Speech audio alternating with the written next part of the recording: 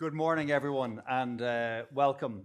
My name is David McGee, and I'm the ESG leader for PwC in Ireland, and I'm going to host today's panel discussion on ESG. For any of you who answered no, ESG is not a source of competitive advantage, I'm going to try to persuade you and change your mind over the next 45 minutes or so. I think we heard a huge amount of ground covered with Derval and the panel on the first session on geopolitics. One of the things that struck me was a number of the speakers referenced that the long-term impact of economic decisions and trade decisions and fiscal decisions and how they can, over generations, they can render the social fabric. And I think that's a segue very neatly into today's topic, because decisions that all of us as individuals and our organizations and our companies make today will have massive impact, both in the relative near term and for generations to come on how the planet survives. So we're going to try to cover all of that. We're going to try to cover sustainability, net zero. We will mention CSRD. We will talk about engagement across the supply chain and the value chain. To help me to do that, I'm joined by the panel to my left here. Dr. Lisa Koep is the Chief Sustainability Officer for Tirlán, a relatively new but very important brand in the Irish market. Tirlán was the spin-out from Glanbia, Ireland, and is the dairy processing, agri-business and consumer foods business that was formerly part of Glanbia, now stands alone and owned by the co-op in Tirlán. Mary Whitelaw is Chief Sustainability Officer and Chief Strategy Officer for Allied Irish Banks, and an alumni of the firm, and you're very welcome back, Mary. We always get in the alumni bit. Fiona Gaskin is a partner in our risk assurance practice and is dealing with lots of you in the room and lots of companies across the country on as they scramble to get ready for CSRD, whether they're in wave 1 or wave 2 reporting. So my panel is going to help guide us through. We've got good sectoral coverage and good perspectives to share. But let's start at the strategy level. Lisa, if I can go to you first. 2023, you joined the leadership team at Tirlán, Chief ESG, Chief Sustainability Officer. So clearly that was a statement by the organisation. What did your appointment mean for the business in terms of initiatives and outcomes? Yeah, that's a really good question, and thank you so much for having me here today. So I joined in 23, or actually the end of 2022, and it's important to state that Tirlán or Glanbia had been involved in sustainability for a number of decades already. So all the energy management, the environmental management across the sites had been set up and implemented and was running extremely well. Certainly the creation of the Chief ESG Officer role was really just a reflection of the organisation's understanding for the need and also the desire of the company to make ESG core of all the decision making, and actually making sure that voice of sustainability, the voice of ESG is being considered in all the business decision making. So whether that's from investments, if it's relating to the people management, if it's relating to supply chain and ops, so also the commercial strands of the business, to really make sure that there's a voice. Since joining the organisation, I've been really busy with just setting up an organisational structure that's really fit to help us deliver those changes. And that sounds like I've kind of built up a huge team. Actually, what that means is really looking at a reorganisation of the people that have been working on sustainability from within it, and some subtle changes to the org structure. So what I've done is actually put together the corporate affairs team as well with the ESG team, because I feel the two of them are actually quite connected, and it's hugely important not just to strategize and implement ESG initiatives, but also to communicate about them, to inspire and to engage stakeholders, because our big job is the transformation of the agri industry, which means for us as a 100% farmer-owned cooperative, engaging our 5,000 suppliers that we have a huge responsibility and accountability towards. So maybe compared to other companies that say, oh, that's my scope 3, and we tell them that's the target we want to hit, it's quite different for us, because we go out there every day, we engage with them, and we see that we really, really need to support our farmers on that journey. So that's, I think, quite distinctly different to maybe some of the companies that we find ourselves here in the room with. And that means that we have to be really, really strong on the reason why we have to implement those changes and the supports that we need to provide around that. Obviously, it's also important to know that a lot of my work is very much centred around, ESG compliance, and that is good and important. But obviously, there's quite a transformative journey currently happening with regards to CSRD and other legislations and regulations that are coming in. What we're trying to really do, balance that. So say, how can we comply, but at the same time drive transformative projects, for example, in the area of water quality or decarbonisation, that really have a significant impact and that go beyond the reporting. But I also acknowledge that the reporting piece is usually important to create that transparency, the unified language to help us really share the data and have that transparency that will drive us to improve. Yeah. Absolutely, and I want to come back to that because I think you do have a very interesting dynamic. You're in a hard-to-abate sector, and we saw the Climate Action Plan this morning, but that dynamic of your 5,000 shareholders are also your suppliers, they're also your customers, and you've got to influence and bring them on the journey as well. And they're your Scope 3. They're a big, huge part of your Scope 3. So we'll return to that in a few moments. Mary, can I go to you next? And a similar question, because again, it's a C-suite role for you. A big statement from AIB. How has that role and how has sustainability strategy in general kind of shaped strategic decisions within the bank? Hi, David. Thank you. Interesting question. And it's great to be here today. Hello, everybody. So in AIB, we have brought very intentionally strategy and sustainability together. I look after both functions. And we're on a journey to integrate sustainability fully into our business strategy. And well, we might, it's the right thing to do. We saw the little snippet from Mary Robinson right at the start, who described the 2.4 degree climate scenario that we're rattling towards. The goal of the Paris Agreement to limit global warming to 1.5 degrees has literally slipped through our fingers. The only way that we will arrest climate change and make a difference is if we reduce the amount of greenhouse gases and emissions that are released into the atmosphere, and that requires significant business model change. These are big strategic decisions. And whether we believe it or not, whether we can feel it or not, across geographies right across the world, from the US to China, there's a huge amount of activity happening. And it was really interesting listening to the earlier panellists. Like we look into the US, we can see a huge increase in the amount of renewable energy that's being built. The same is happening in China. So that's a big change. And change brings opportunity. I think that there's a scenario where business leaders can stick their head in the sand, and that's a really big risk, because meanwhile others are seeing these changes, digesting what that means for their business models, and figuring out how in this period of change they can create and build competitive advantage. So for me, decisions around sustainability and business strategy very much go hand in hand. And in AIB over the last couple of years, we've been working methodically to integrate considerations that relate to sustainability into all of our key business processes, from product development to strategy to financial planning to investment allocation. The list goes on. And we've done that in a really intentional, coordinated way so that it's clear right across the organisation what we're trying to achieve. And to break that down and make it as digestible as possible, like we want to reduce emissions and we want to increase our exposure to green and transitional lending. And they're mutually reinforcing. If we're increasing our exposure to green and transition lending, by default, we're supporting the reduction of emissions. And so we've tried to make that as clear as possible. We've set out a really clear strategic ambition in that regard. In March this year, our CEO, Colin Hunt, announced our new 3-year strategy to the market. And there were 3 pillars within that. One of those pillars was in relation to growing green lending. So this is front and centre for us. We've tripled our Climate Action Fund, so that's now 30 billion. And that the intention there is to send a really clear signal that there's no shortage of finance. We're really keen to be able to support and finance this transition. We've already, since 2019, deployed about 12.5 billion of green and transition lending, and our appetite is to continue to build on that. How do we do that? Well, we announced the establishment of a new division, AIB Climate Capital, and that division or segment is focused on providing financing to large-scale renewables and related infrastructure projects. And that supports all businesses and all customers, because greening the grid supports all of us in reduction of emissions.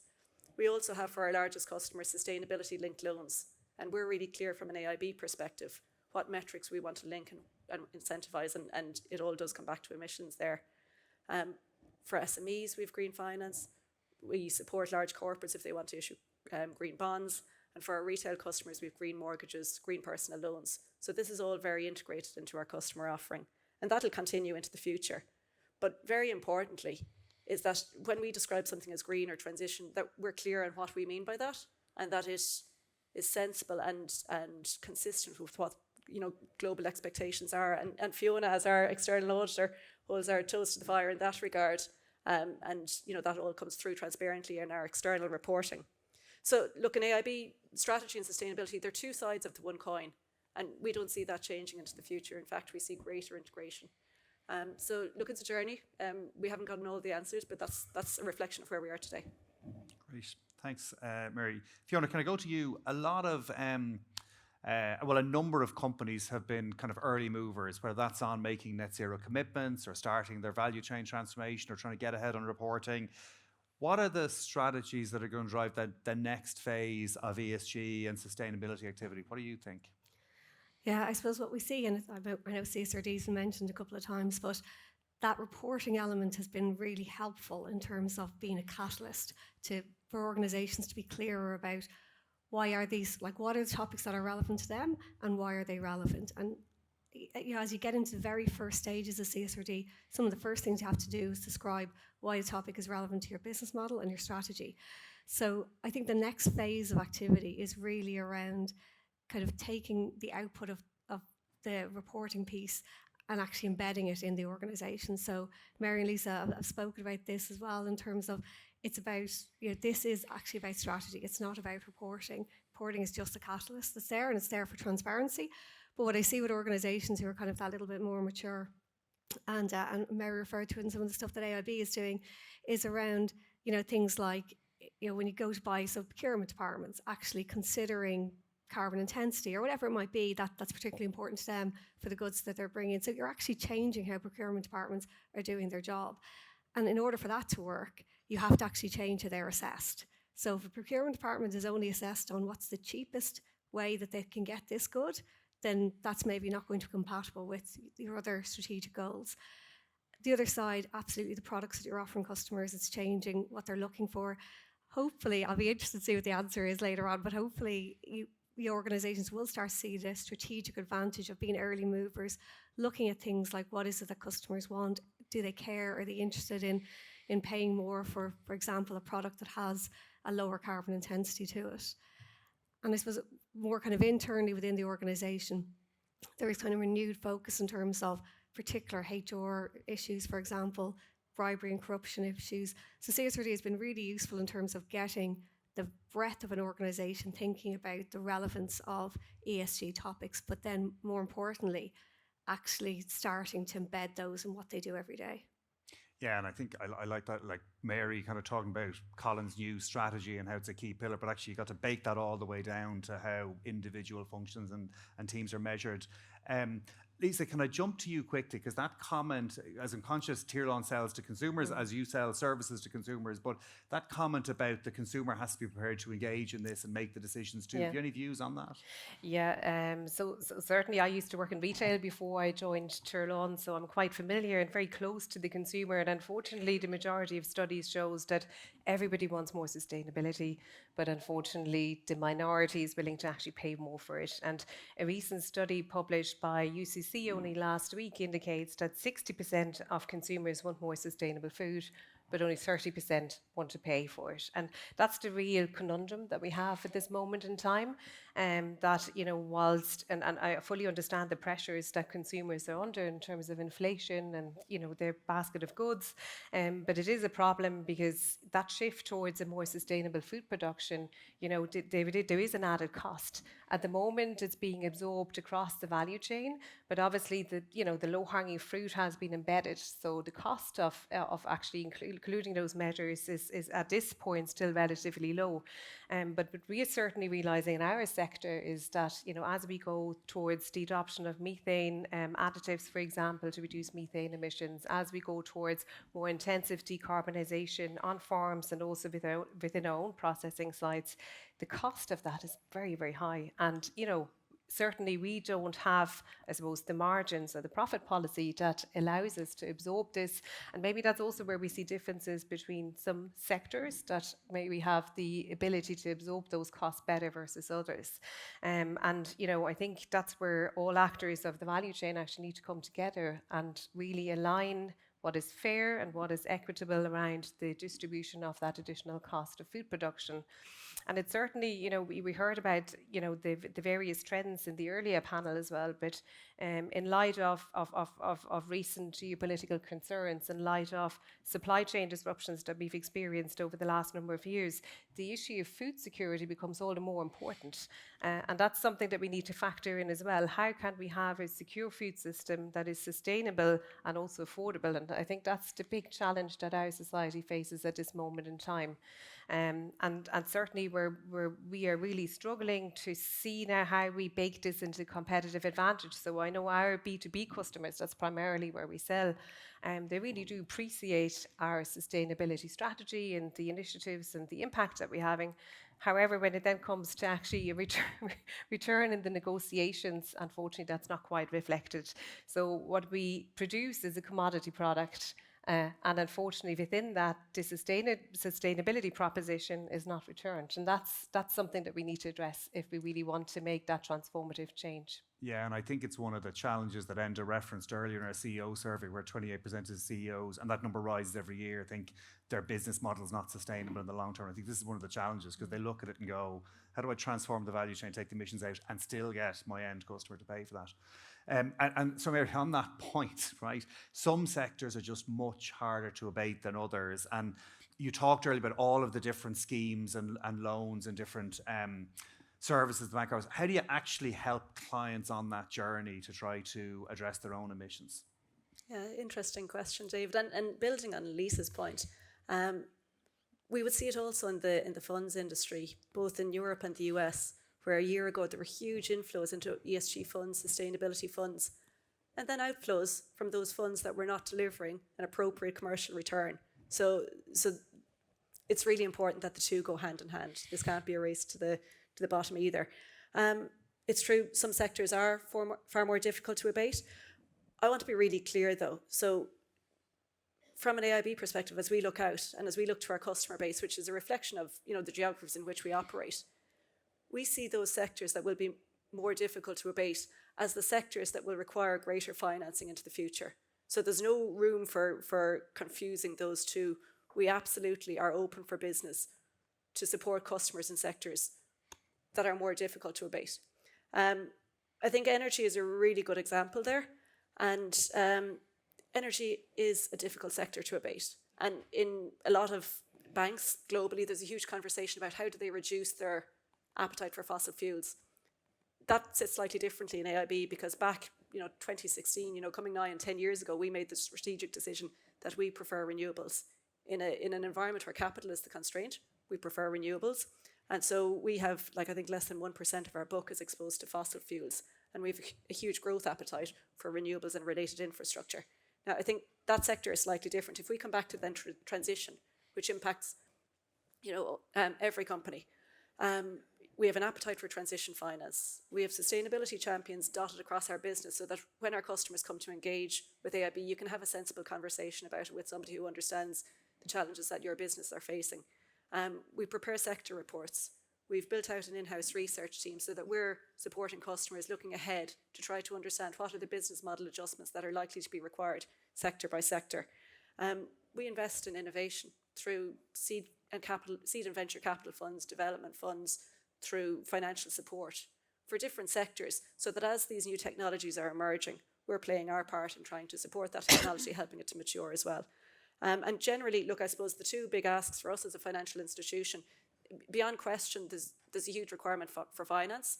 The estimates move around a huge amount. I think the latest estimate that I saw was that globally there'll be a requirement for 9 trillion euros per year out to 2030 of finance. So we all have to play our role. There'll be public finance requirement and a private finance requirement.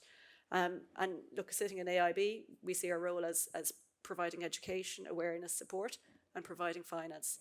And like I say, building a good understanding through in-house research and also engagement with the customers in terms of the opportunities and the challenges for business models.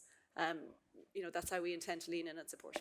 And if I can just pick up on that, because recognizing that the transition in any sector is capital intensive, right?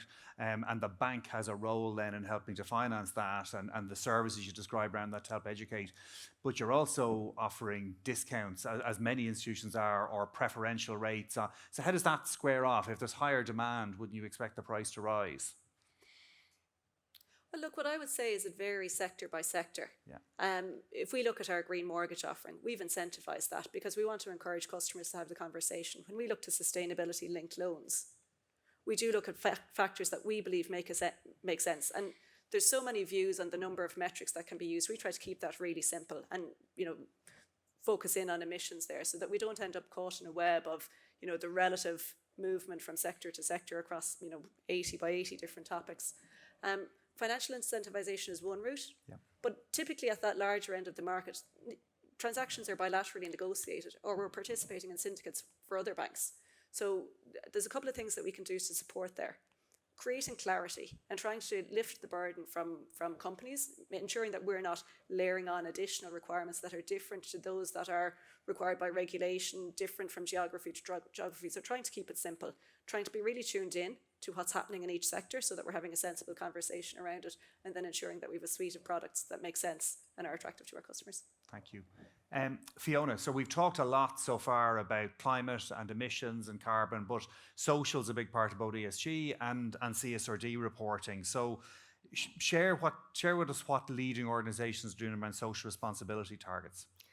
Yeah, so I think the really interesting thing about social is it's definitely less mature than some of the other reporting that we've seen. And what's really important when you look at social targets is not like here's a list of the very best ones. It's what's relevant for you to report for your organisation. So, it starts with every organisation looking at the impacts they have from a social perspective on the world around them and what are the risks and opportunities.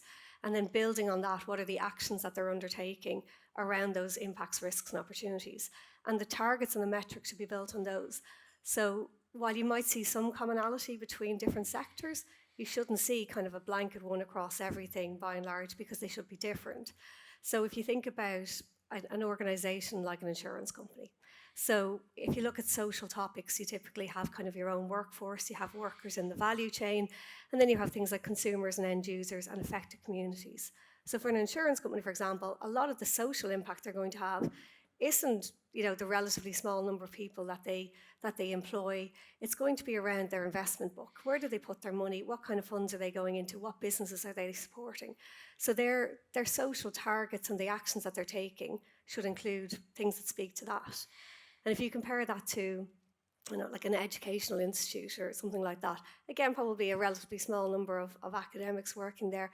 But what's the social impact they have? Well, it's education. It's what they have on the community around them, both the impact of that educational institution being in a certain area, but also what are they giving back to the community? Is there encouragement there for people from less well-off backgrounds to be able to get placements, that kind of thing? And again, very different if that was a supermarket with lots of employees and health and safety issues. So the key around good targets or good metrics that you're reporting for social is to make them really relevant to your organisation so they're meaningful. And then obviously, as with any metric, you want it to be kind of time-bound and measurable and so on.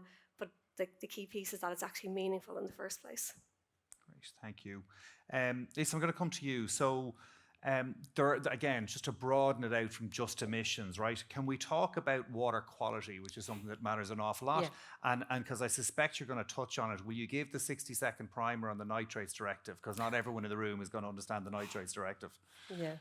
Yeah, no, it's a really good question. So I think there's been a lot of talk around carbon and also water quality when it comes to the agri industry, and rightly so. So what we observe in Ireland is that whilst Ireland has reasonably good water quality compared to European peers, unfortunately the trends are not going in the right direction. And what we have in Ireland is essentially the Nitrates Directive, and we have a derogation in relation to the stocking rate that our farmers are allowed to farm to on their land. Now, this derogation is running out in 2025. And that's going to, pose a significant risk, and I think it's important to call that out. It's going to pose a significant risk to the rural economy because the dairy industry overall contributes to around 17 billion euros and 55,000 indirect jobs then within the rural economy. So that's quite a significant hit if we said, there is a certain drop, and we're currently working through the figures of what that loss means. So our industry representation, Dairy Industry Ireland, is doing very good work around that, coming up with the economic impact assessment of that. But really what that means is that, the family farm structure that we currently have in Ireland is very much at risk and at threat, and, that it's likely that we can observe, that we're moving towards a system that we can observe in continental Europe, where you have consolidation of farms, getting bigger, getting more industrialized. So that's something that we're facing into. And, it's also important that we do acknowledge that significant work has to be done around water quality. And, cynics will say, well, why so little and why so late? But nonetheless, the industry and the various co-ops and also ourselves, we're investing heavily in water quality at the moment. We have initiated a water quality project, which is essentially in our Slaney catchment, which is the worst affected catchment around nitrogen and also P excess. And that's very much focusing on knowledge transfer, because I think the important, piece of the jigsaw is saying, well, understanding what the science is. So where are you at? What's your number? It's working out the target, and then it's working out the action plan and how to get there. And what we always underestimate, that whilst we know all these things, the actual change on the ground requires a lot of very intensive advisory. It requires kind of shifts in behavioural patterns. And in order to do that, we have employed 6 full-time people that are basically within the Slaney subcatchment, working with our farmers to, implement those more sustainable farming practices that will not only influence water quality, but they'll also have impacts on carbon and biodiversity. And, I think that's going to be hugely important, but it's also important to note that these changes will actually take quite a while before they take effect. So what we have now is essentially, we have a program in place and we know it will deliver, but will it deliver on time? Is it more of a medium-term play? And that's kind of where we're really looking into a very uncertain future, which in itself then is problematic for water quality, because all our farm suppliers, they're kind of wondering, well, what will be my economic model from 26 onwards? How many cows am I allowed to work with? And that's kind of putting the industry kind of nearly into a very uncomfortable pause period, whereby they're unsure about the investments that are required to improve water quality, and how far the business case actually works up to it. And that to me is very uncomfortable, because rather than doing the right thing, everybody's kind of saying, well, this could all go. So it's really, really important that, I think, to create wider awareness that what we're facing into for the agri industry anyway, and also the rural economies that it's impacting on, this is quite a significant risk.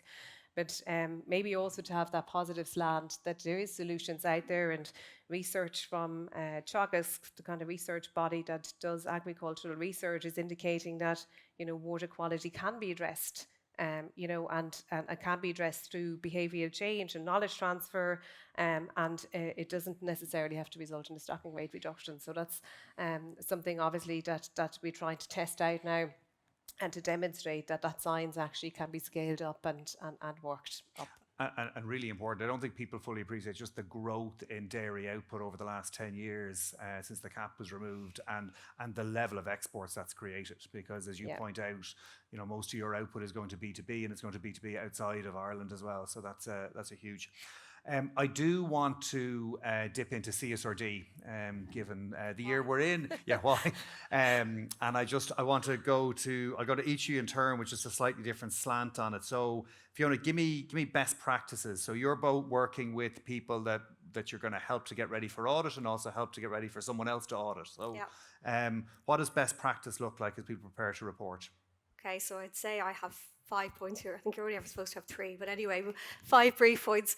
The first is tone at the top and kind of linking to strategy. So this is never going to work unless you have that kind of support from the board, and they've actually said this is important, not just for reporting's sake, but explained that link to strategy.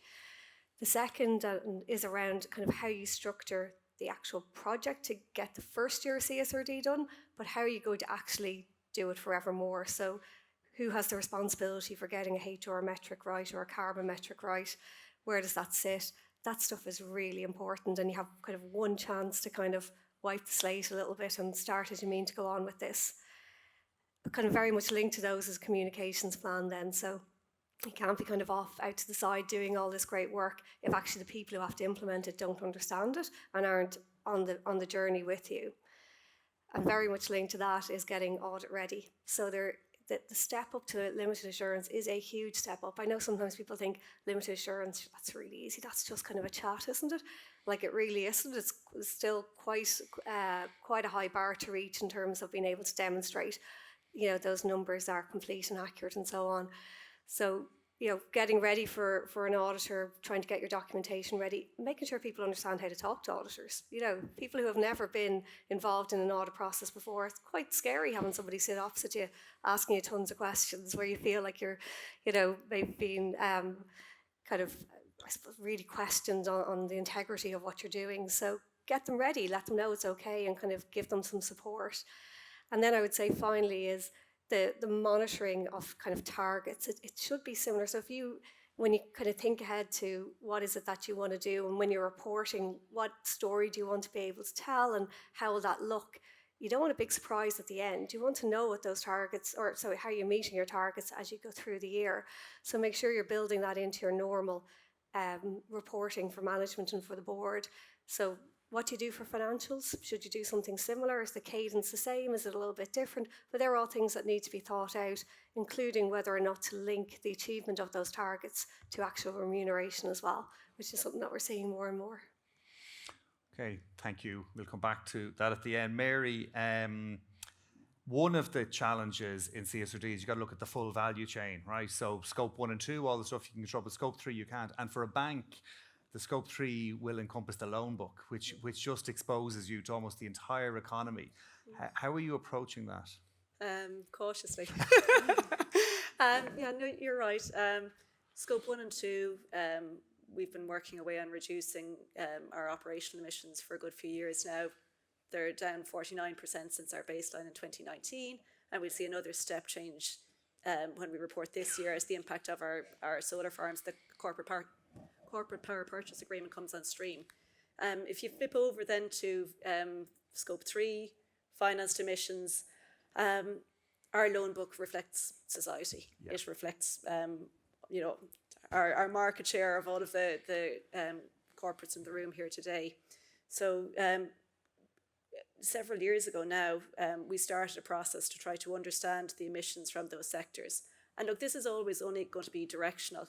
We're never going to get it absolutely right, and particularly over the next 3 to 5 years, we're all going to be scrambling for data, and then suddenly it'll be like a light switch flicks, and that data will be really accessible because everybody will have started to disclose their emissions, and it'll be there'll be digital solutions to scrape it from everybody's reports.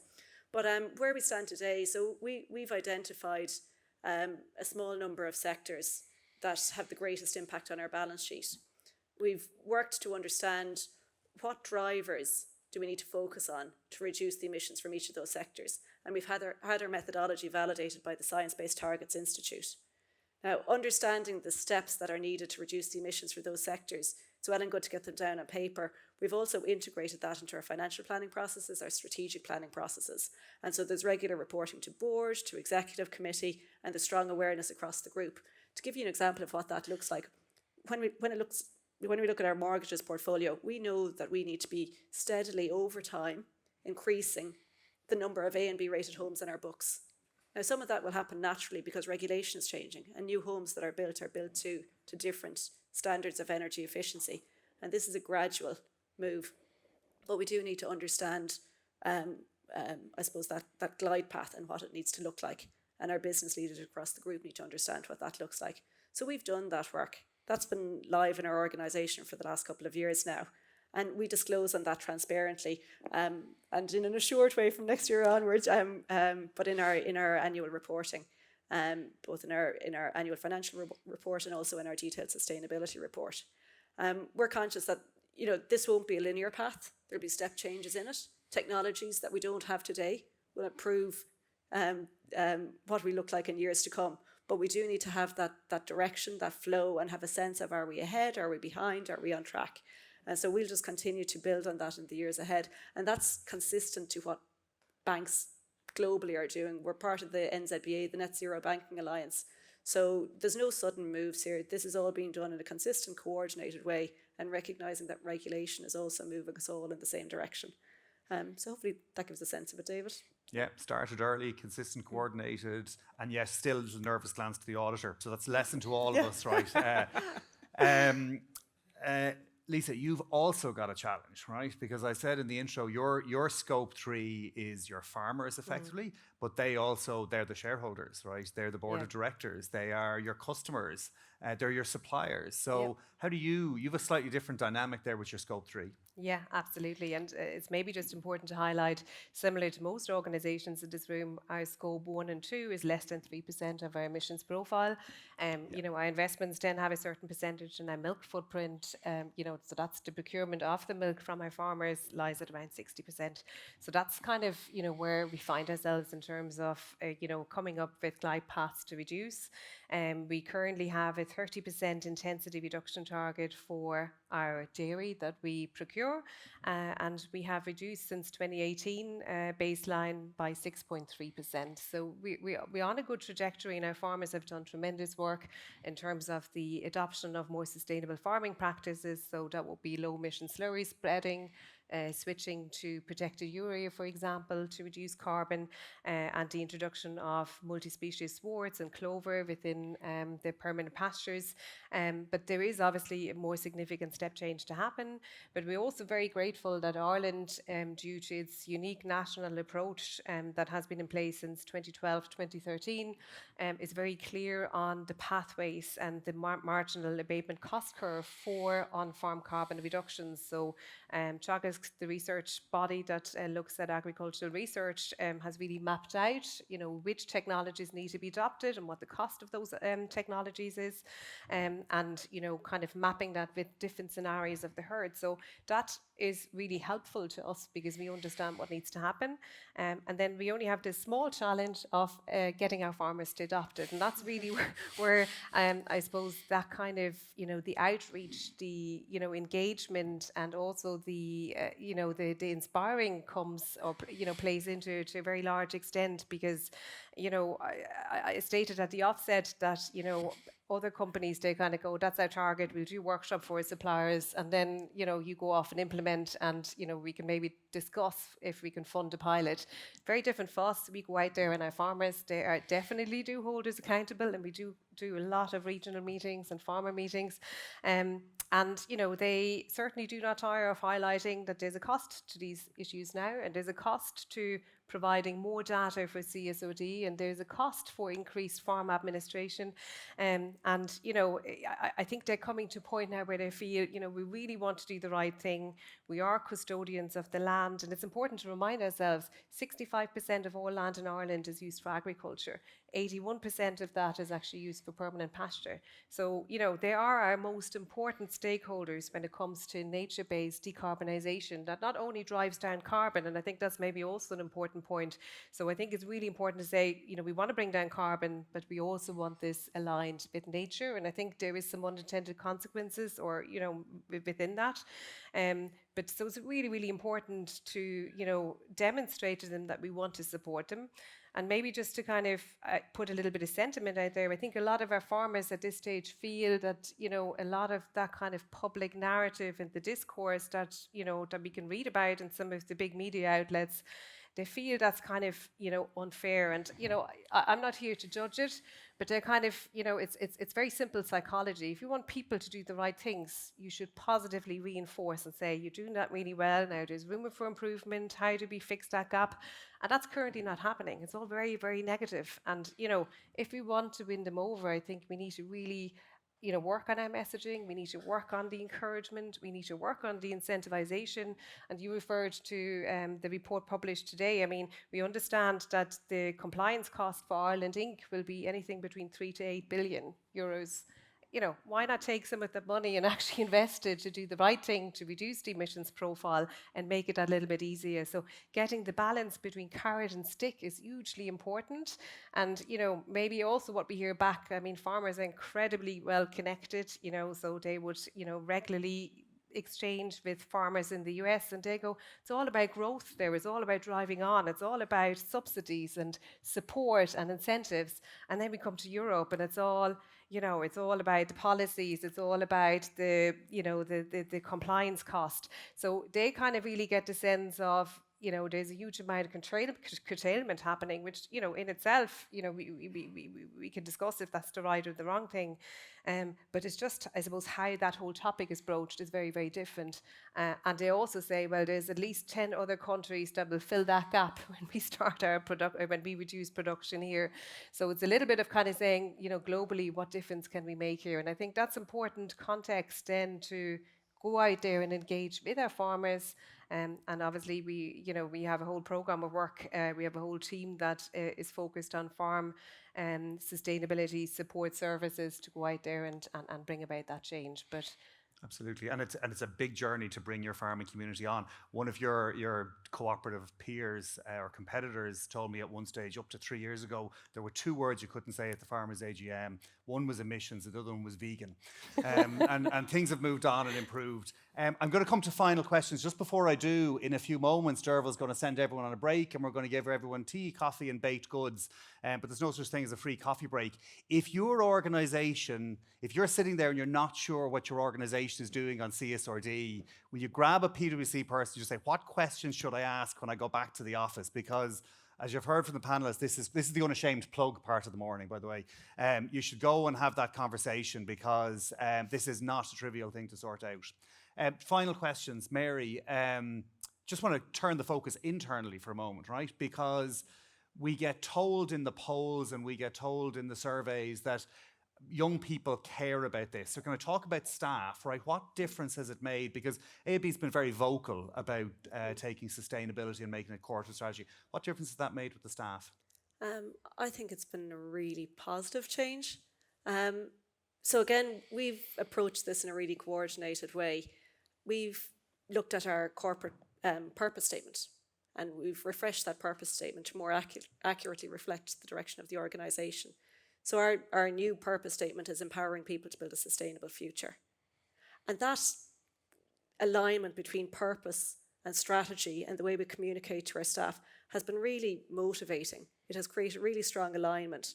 And from a talent attraction perspective, we're consistently told, particularly at a grad level, at intern level, at early career stage level, that one of the, we obviously do post-recruitment surveys and so on, one of the reasons why really talented, capable graduates have chosen AIB is because of our approach to sustainability and that alignment that it can create between personal purpose and corporate purpose.